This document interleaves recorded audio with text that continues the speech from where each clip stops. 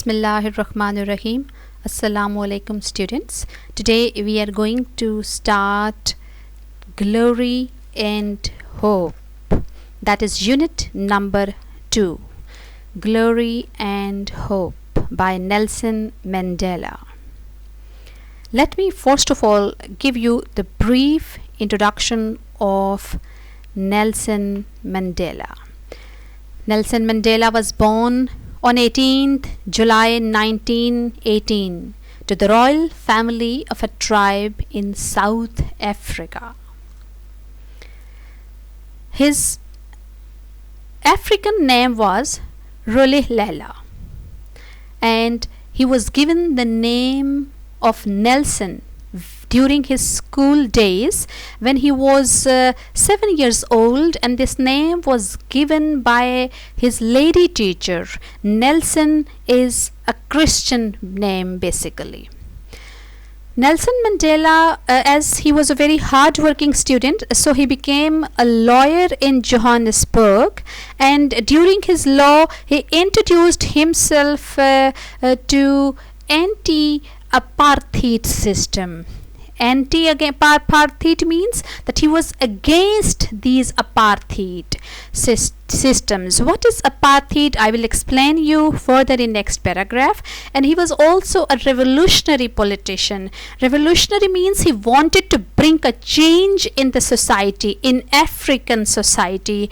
And I have used the word politician here because when he was doing law, he participated in many political activities, many movements and many campaigns that they launched against Americans, against the American government. So he was against anti-colonial system again, that Africans and Americans are not two different nations. And he was also African nationalist. He participated in African nationalist movements, as I already explained you, that during his law, when he was doing law, he participated in many movements and many campaigns that African people, educated African people, they continued, they launched against American government. He was also called philanthropist. I already explained you in I Have a Dream that philanthropist is a person who loves humanity, who loves human beings. In I Have a Dream, I told you that Martin Luther was a philanthropist, Nelson Mandela was a philanthropist, and as I have given you the example of Mother Teresa, Abdul Sattar Idi. There are so many personalities in the world that they sacrificed their lives for the love of people, for the humanity. So Nelson Mandela sacrificed his life for Africans, for the whole in the whole world, for all those people who are kept slave. That is why he is called philanthropist.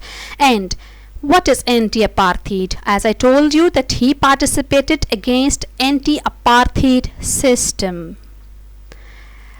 Apartheid means that a policy or system of segregation or discrimination on the grounds of race. That apartheid believed that American people are completely are a different nation, different race, and they discriminated, degraded, and separated the Africans, the African nation. That this is basically the idea or this ideology, this approach basically was called apartheid system. And the slogan of apartheid was, number 1, white men should always remain boss. Look at the bossy kind of attitude, or look at the arrogance and pride in this slogan that apartheid had. Number 2, what was the slogan? Our own people, our own language, and our own land. It means that they believed that America is the land of white men, and they are completely different race and different nation, and Africans have nothing to do with it. So this was all about apartheid apartheid movement, apartheid policy that Nelson Mandela worked or resisted against this system, this party. So next, giving you brief history of South Africa and Nelson Mandela's struggles for the freedom and liberty. Number one, from May 1948 till 1963, this national party came into power, and this national party was given the name of apartheid that I introduced you earlier. So this apartheid literal meaning is to be separated, to get separated, means Americans are a separate nation, so they need to be separated from African. So next, in 1952, ANC stands for African National Congress. African National Congress launched a defiance campaign of non-cooperation. Defiance means non-cooperation. They showed the non-cooperative attitude towards American, that because why they showed non-cooperative, they being non-cooperative towards the American or towards the American government, because they were against, or this African National Congress was against the discriminatory laws that American government made, and there were so many highly educated people. They participated in this campaign, or they were the part of African National Congress. They all highly educated people were Africans. So next, in 1962, Nelson Mandela got arrested on the accusation of instigating labours in South Africa, that he instigates all the labours against American government, and that was not at all true. So in 1964, it was given an order by the government that Nelson's imprisonment will be continued till the whole life. That was a very hopeless and disappointing moment in the history of African nation. But in 1979, F.W. Clark, who was a white man, he became the president of African nation, and F.W. Clark announced or ordered to release Nelson Mandela. So in 1990, Nelson Mandela was released from jail on the order of F.W. Clark.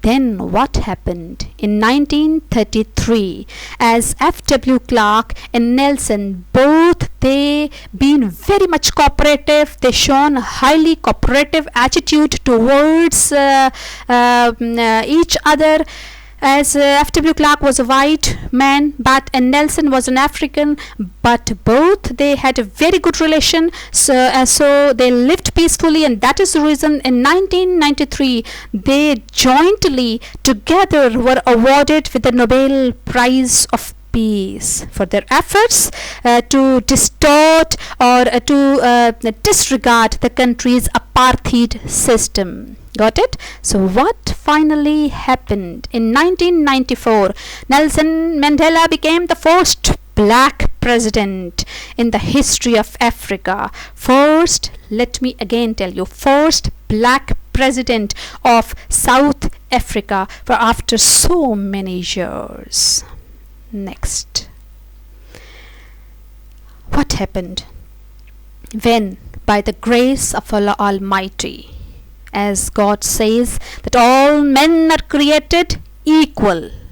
So when after putting huge struggles or immense struggles of Nelson Mandela for liberty and freedom, when he became the first president, he inaugurated the ceremony, and during his first inauguration ceremony, it was held in Union Building amphitheater. Amphitheater basically is an open area. It is covered from all four sides, but this kind of building doesn't have a shelter, or doesn't have a kind of shed above that. So this is called amphitheater. So this inauguration ceremony was held in Union Building Amphitheater in Pretoria. We will be reading about this Pretoria city. So more than 10,000 African participated in this ceremony, and everyone was exhilarated, joyful. So again, the most important thing, that more than people from more than 140 countries, they participated in this gathering, in this ceremony. So it was a huge success, we can say, so for Nelson Mandela's efforts are concerned. So let me start the first the reading of the lesson. But before I move ahead towards the reading, I would like to explain the title, Glory and Hope. This is basically the speech of Nelson Mandela as the first president of Africa, to the people, not only to the African. This wasn't addressed only to the African, but the whole world. And Glory and Hope is a title. What comes in your mind, that what is the significance of the title?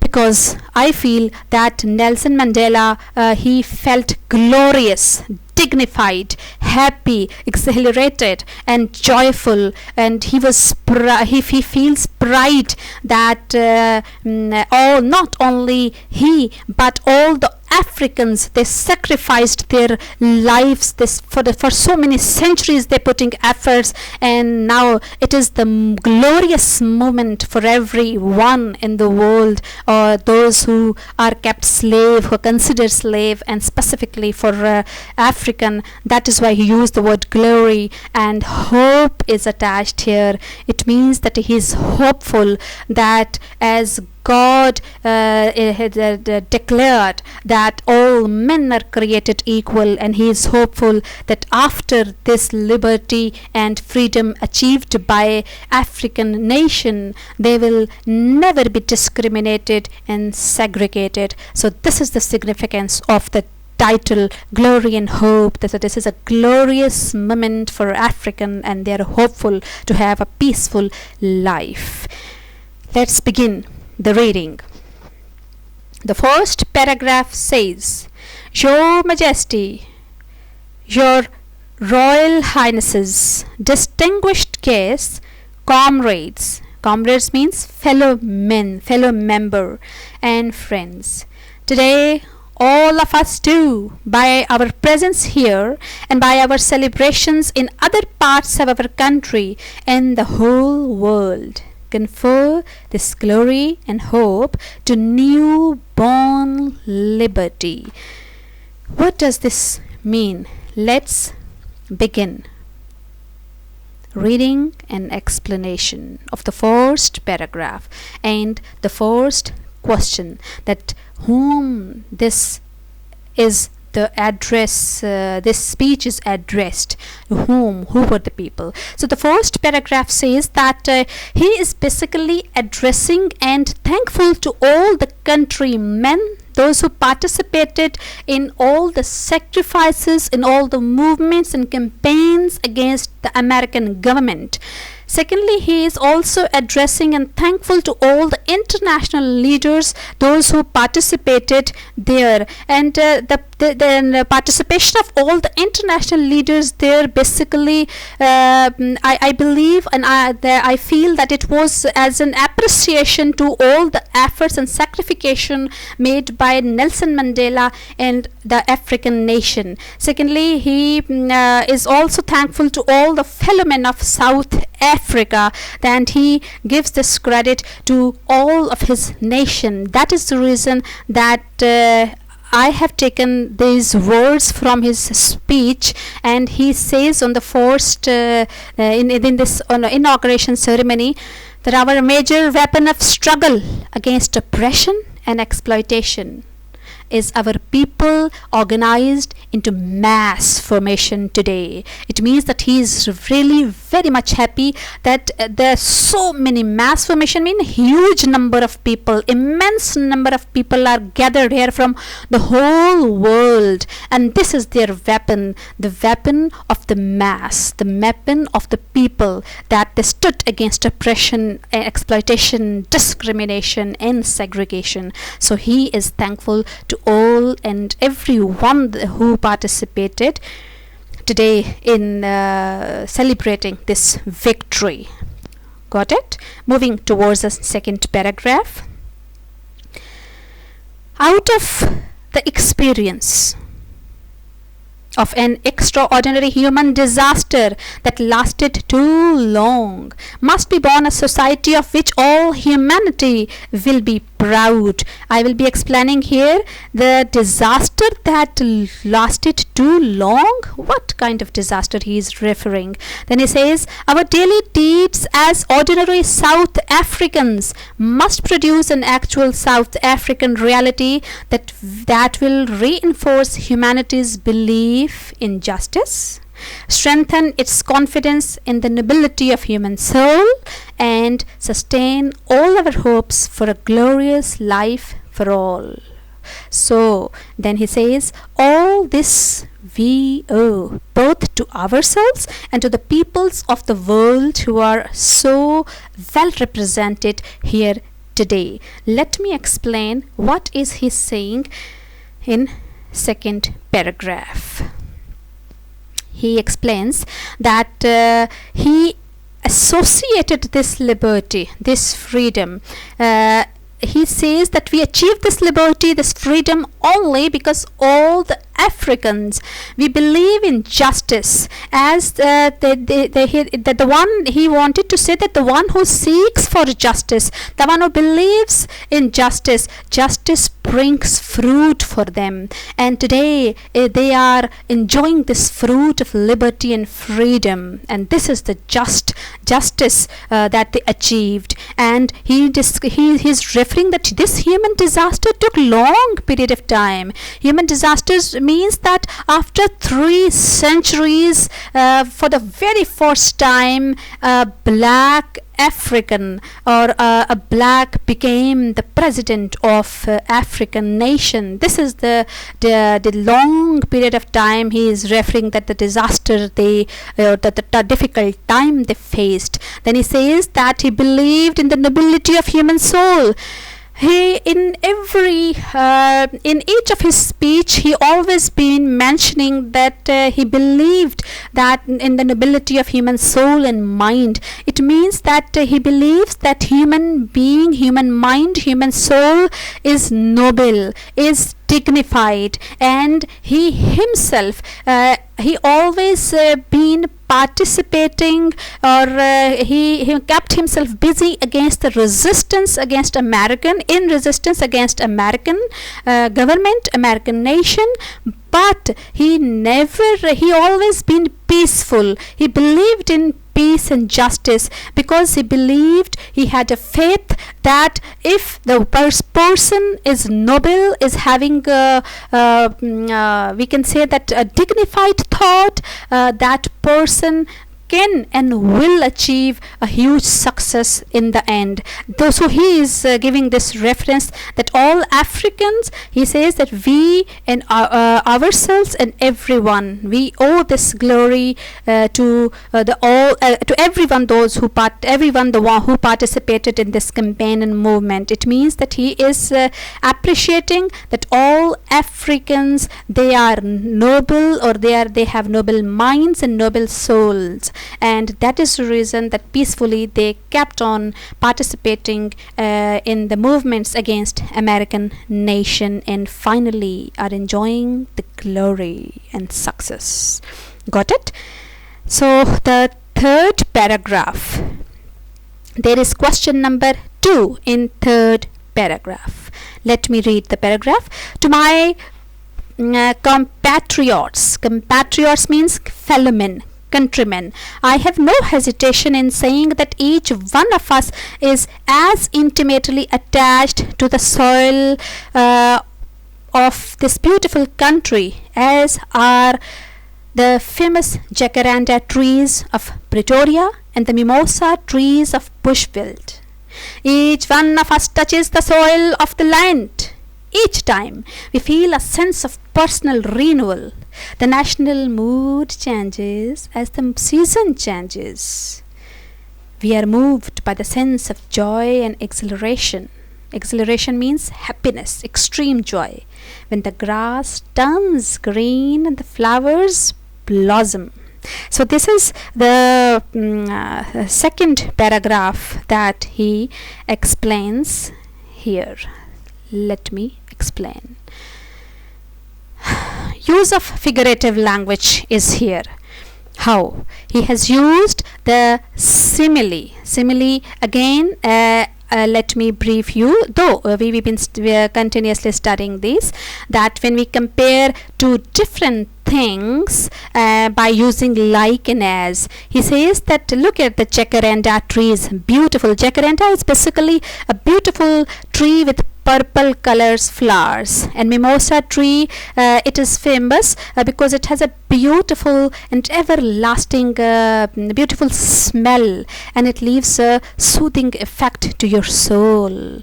And so he is showing the similarity, representing or giving you the similarity of jacaranda trees. He says that as jacaranda trees of Pretoria and mimosa trees of Bushveld, they have the association, or they're famous in Africa. Similarly, like the jacaranda trees, you know that it is considered that Pretoria is a suitable and most favorable land for the trees of jacaranda. Similarly, Bushveld is a most suitable land for the growth of mimosa trees. And he says that as and one thing more I would like to explain it here, that you know that everything has got some specification, that everything, due to that specification, everything becomes famous. So he says that as Pretoria and Bushveld are the lands famous for jacaranda and mimosa trees. Similarly, he has shown the association that the African nation, they have got this association with the land of Africa, and they are attached. It means that by presenting the simile of jacaranda and mimosa trees, he says he wants to make it clear that they have got a sense of belonging to the land. It means that they, as jacaranda and mimosa trees, they do belong to this African land. No one can get them separated. That is why he says that they feel sense of renewal, a sense of renewal in a way that they believe that the efforts, the struggles, or we can say that this is the heritage that is transferred from their ancestors to the new generation. So it becomes their responsibility, and the new generation continue putting the efforts, and now today they are feeling the sense of renewal as the jacaranda and mimosa trees, when the flowers blossom there on these trees.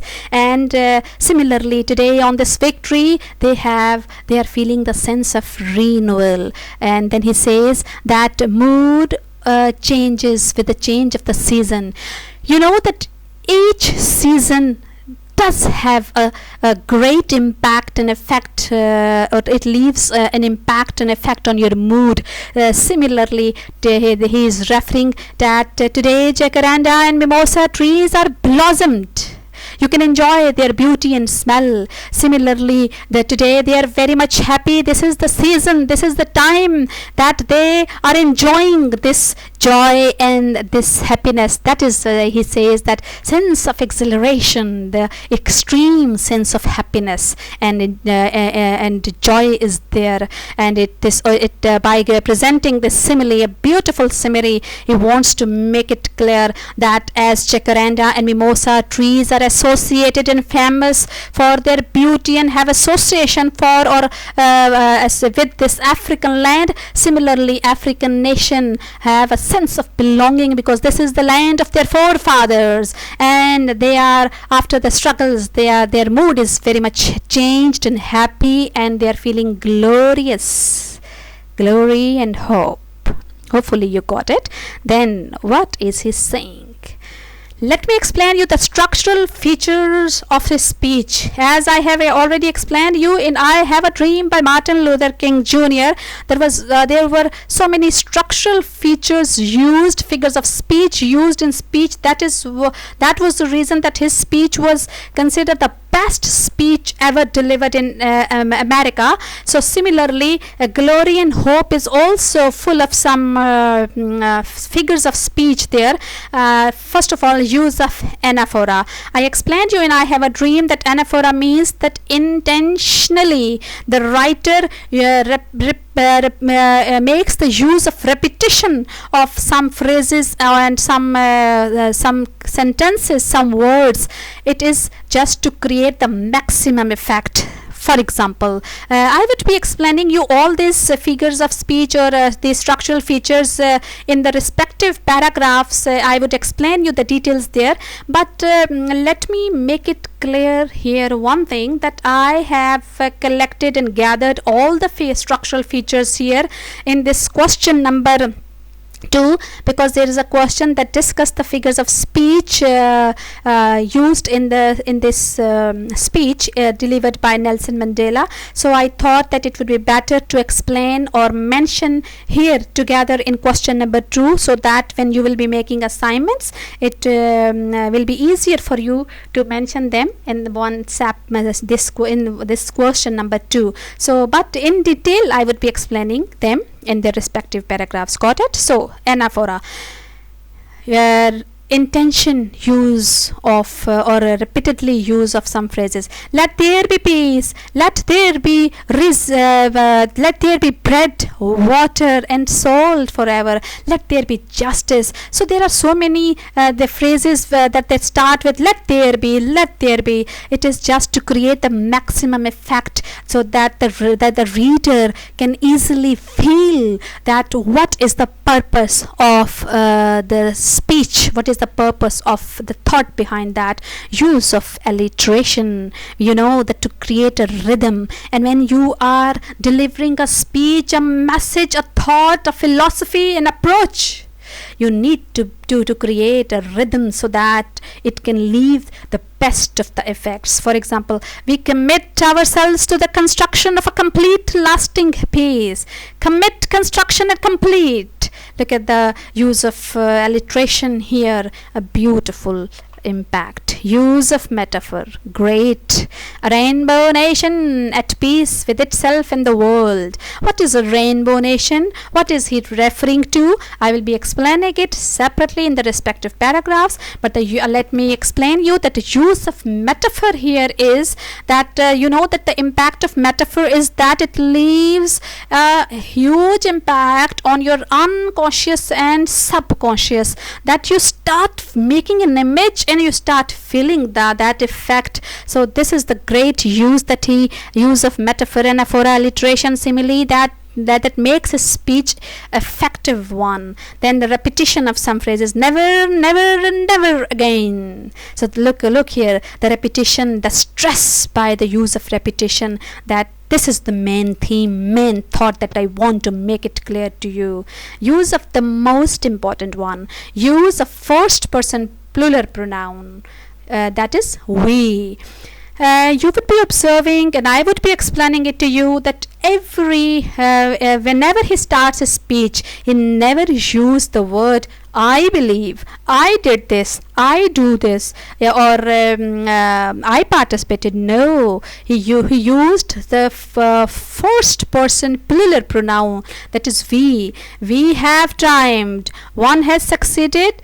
We have succeeded. We have triumphed. We dedicate. We would pay the trust. So such kind of structure you would be observing in the speech, that means that actually by the purpose of using this first person plural pronoun was that he wanted to leave the impression to the readers that unitedly, jointly, together they achieved this glorious moment, this glorious success. It is not the sacrification of one person, but or not on only of Nelson Mandela, but there is a history of the starting from 3 centuries back, that are there today. They achieved this together, unitedly. They've been putting effort, and today they achieved this. So this is the lecture for today. Hopefully you have understood the background of Nelson Mandela and his efforts, and the speech. You have understood well the first 3 questions, the use of structural feature or the use of simile, and the way he started and the way he would end his speech is a beautiful one, is an impressive speech that leaves an everlasting impact. Hopefully you have understood. So thank you so much, and Allah Hafiz.